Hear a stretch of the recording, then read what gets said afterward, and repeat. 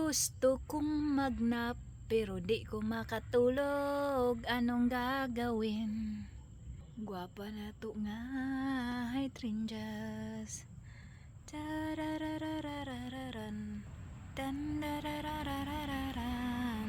Bakit di makatulog? Mag-bloom na siya, mag-bloom na siya. May nakita na ako nitong sign na magbubulaklak na siya. I think ito yun, sa baba. Yung isa is the same. Pero alam nyo, merong isa dito na nakatago lang siya. Oh, magbubulaklak na rin yan ba?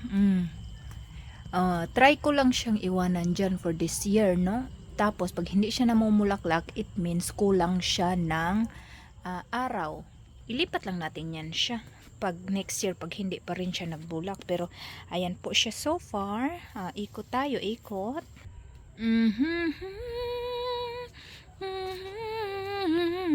Alam nyo ito, kailangan siya ng dalawa pa. Isa dito, isa dito. Pero wala pa akong mahanap. Maghanap tayo.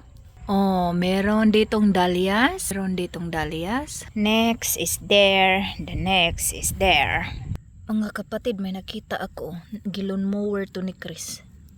Alam, may spotted o dahlias na tumubo na. Tapos gikuha ko siya, kailipat ko. Parang wala lang dito, pero meron na siya namumulaklak. Para ba? Gupaha, guapa kayo. Parang hindi totoo Makadlok ko na. Nakakatakot naman ito. Pero sumusukol yan. Magbulak na po doon say sumusukol. Kalibog ba anong sumusukol? Tuga, nagturok diri. Tanawa ninyo. Lah, napa Wow, andito pa. Wow. Lah, bunot kaya ako. Kulang kasi doon Nakabunot ng dalawa.